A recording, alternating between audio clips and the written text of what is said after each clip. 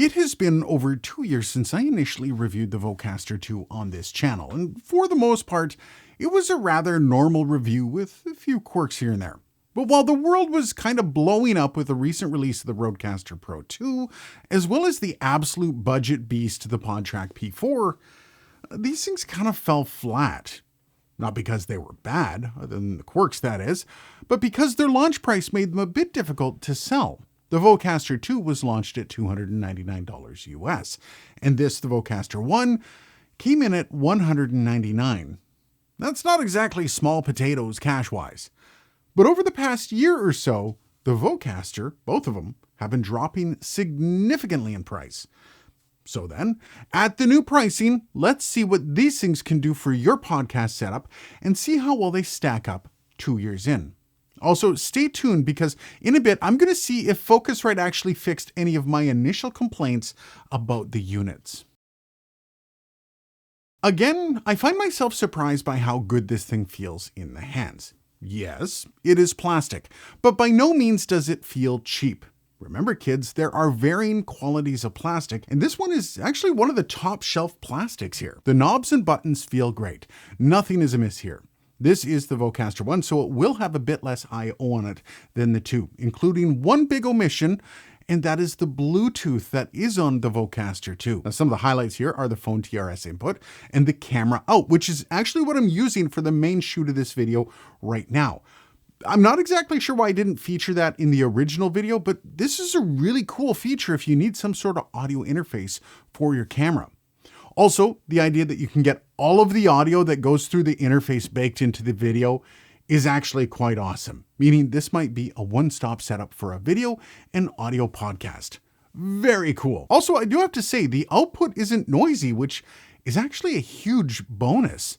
Now, a bit of a rarity these days, this thing also has a power button. That's a nice touch, Focusrite, until I picked it up earlier on in this shoot on probably the third one through, and I accidentally turned it off. Why would you do that to me, Focusrite? Why? Another thing that just reminds me of why I love this thing in the first place is the DBFS meter. It's just gorgeous, and it's a really nice presentation when you're operating it. Again, nothing really jumping out at me on the specs either way, although there is still one omission. 20 Hz to 20 kHz on the inputs, 24-bit and 48 kHz for the bit depth and the sample rate. You have up to 70 dB of gain, which is awesome. And of course, this thing works with Android and iOS.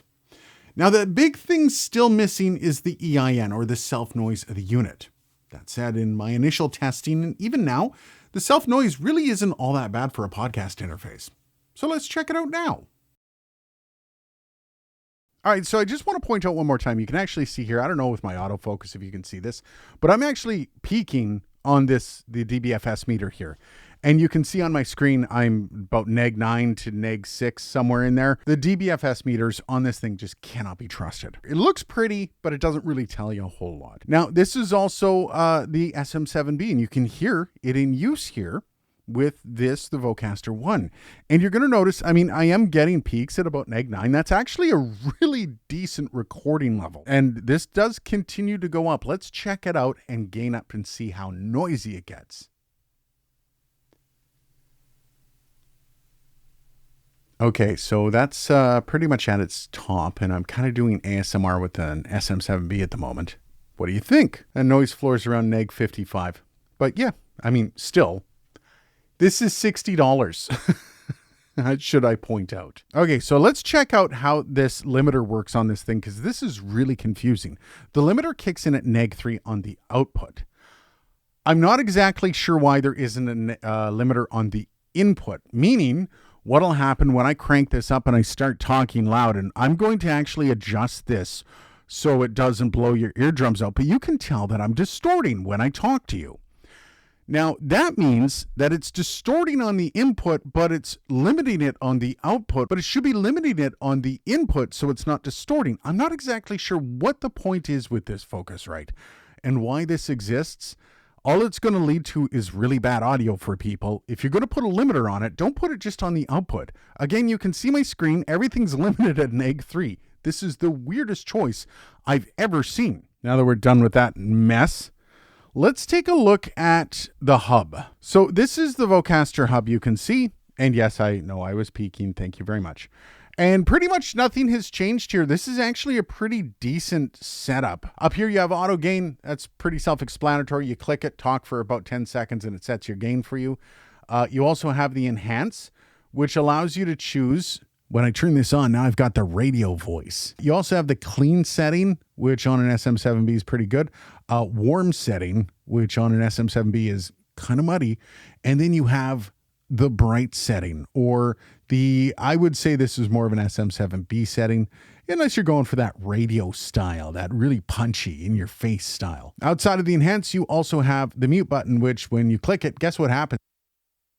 Now, one of the things I don't really remember them having with the enhance was this settings button up here. I may have missed it on the first test, but here's where you can actually play with the EQ.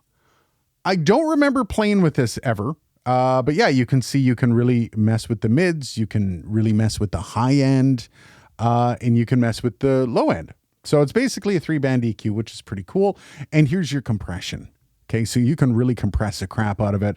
Of course, the radio setting is going to be compressed the most. And yeah, get that down. And also you have rumble reduction. So rumble reduction is going to avoid any of the loud sounds. That's not really working there much. Is it? Turn it off. Let's see. Wow, it works quite well, actually. Look at that. As for the cons, on the initial gripes that I had with this thing, one was the headphone outs. They just kind of suck. They're noisy and underpowered, to be honest. I mean, this thing is hub powered, so the underpowered thing I get, but the noisy, it's just not cool. I remember thinking it was the preamp noise the first time around and being rather impressed when I actually got to work the audio. That's pretty bad. However, for just monitoring a podcast, I guess it's fine. Now, the only other real gripe I have is the fingerprints that this thing cannot resist. It looks awesome out of the box, but within minutes, it's just a bit of a mess. You definitely are going to need to keep this thing clean if it's going to be featured on camera at all. Which gets us to, did they fix anything? And actually, yeah, they did. In fact, it was one of my biggest annoyances with the Vocaster 2 when I first got it. Now, initially, when doing the first install of the hub and such, it prompted me to reboot my computer several times. I was not amused. Well, I'm happy to announce that it is no longer an issue. That is really cool that Focusrite listened to that input and made some changes. And to be fair, I'm pretty sure that was really the only thing they could have fixed. Everything else was hardware, I'm pretty sure anyways. So is this worth it in 2025 as we're going into the new year? Here's the thing. At their current price, and I should remind you, which is $60 for the Vocaster 1 and $100 for the Vocaster 2, these are two of the best price to performance podcast interfaces on the market, hands down. Really, if you're starting out on your podcasting journey, you really can't go wrong with either of these as long as you don't need more inputs. As an added bonus, these things are about as user-friendly as they come. It's really hard to screw up the audio as long as you keep the gain down. However, while these things actually do come in as massive price to performance beasts, they may still leave you feeling a bit lacking for anything else other than podcasting. That limiter and subtle compression on the raw audio does give me pause for really anything else. However, again, if this is a podcasting interface for you or something you need for conferencing, giver. Realistically, you aren't dropping much cash on a pretty convenient and decent sounding setup, so you won't be too far out if you're looking to upgrade in the near future. What do you guys think though? Is it worth the cash, or is it worth it to just save up a bit more money? Let me know down below. Cheers guys, and thanks for watching.